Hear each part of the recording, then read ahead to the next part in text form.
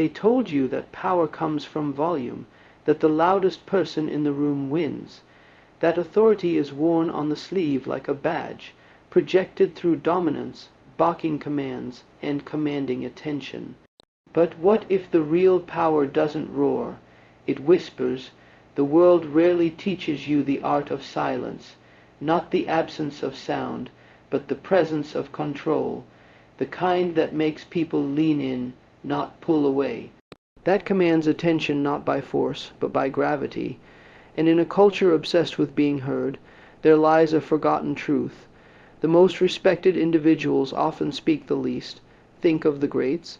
Marcus Aurelius, a Roman emperor who wielded immense power, yet wrote in private journals about restraint, humility, and self-mastery.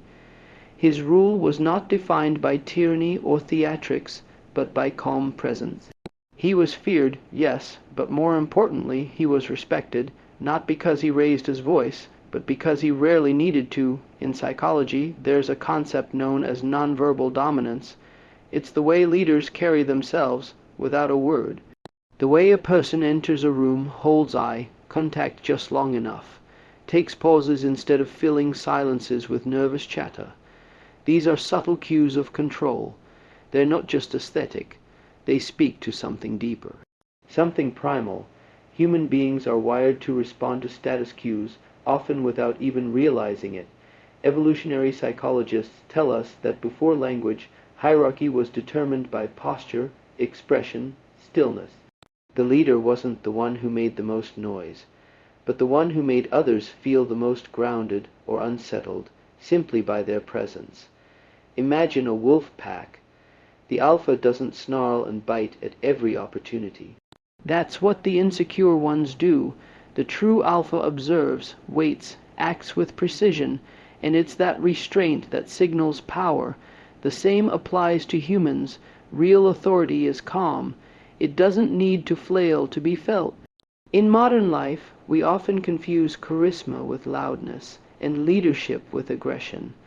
Think about the boardroom, or politics, or even social media. The ones shouting the loudest often dominate the conversation, but rarely the respect. That goes to the person who listens, who speaks with intent, who doesn't perform. Because when they do speak, you know it matters. There's a strange paradox at play here. The less you seek to control others, the more control you gain. The less you try to prove yourself, the more others accept your worth. Why? Because desperation is repellent. It screams insecurity. But calm is magnetic. It suggests you already possess what others are still chasing. Take, for example, the Japanese concept of ma, the space between things. In art, music, conversation, it's the silence that gives meaning to sound, the pause that defines the statement. In life, it's the ability to leave room rather than fill it. And in doing so, you create a sense of importance. You create tension, presence. You see this in martial arts. A seasoned fighter doesn't dance around trying to look threatening. He stands still, poised. Because every unnecessary movement is a leak of energy. He knows that real strength is economy, precision, and in those still moments his opponent starts to second, guess. Fear creeps in, not because of what's being done, but because of what might be. The same goes for social dynamics. Walk into a room slowly. Don't rush to fill the space. Let your gaze sweep calmly. Speak only when it adds value. Don't nervously laugh or over-explain. Let silence sit. It's uncomfortable, yes. That's the point. People fill silence when they feel the need to impress. But you're already enough. You don't have to prove it. That's powerful. Consider the story of Nelson Mandela. When he spoke, it was with quiet authority. Years in prison had sharpened his patience, not dulled his resolve. He didn't have to raise his voice to raise a movement. His presence was his speech. People felt it, respected it, because it came from within, not from display. And then there's you. Ask yourself, when you enter a room, what do people feel? Do they feel a need to compete or to listen? Do you bring noise or gravity? Do you speak from a place of reaction or from grounded clarity? Here's the truth most won't tell you. Commanding respect isn't about dominating others. It's about mastering yourself, your impulses, your reaction, your ego, because once those are in check, you radiate something unshakable, something rare. You become the kind of person others look to, not because you demanded it, but because you've earned it. Now, that doesn't mean being silent all the time, or passive. It means choosing your words with care, owning your space with quiet confidence, walking with purpose, not urgency, looking people in the eye not to intimidate, but to connect. That's not weakness. That's control, and control is power. Look at Stoicism. Not the dry, emotionless shell people often mistake it for, but the inner discipline of not reacting to every stimulus. It's the ability to hold fire, not extinguish it. To feel deeply but express wisely. The world respects that, because in a storm the calmest one becomes the leader. Think of your own life, the mentors you admired, the figures who made an impact. Chances are they weren't the loudest.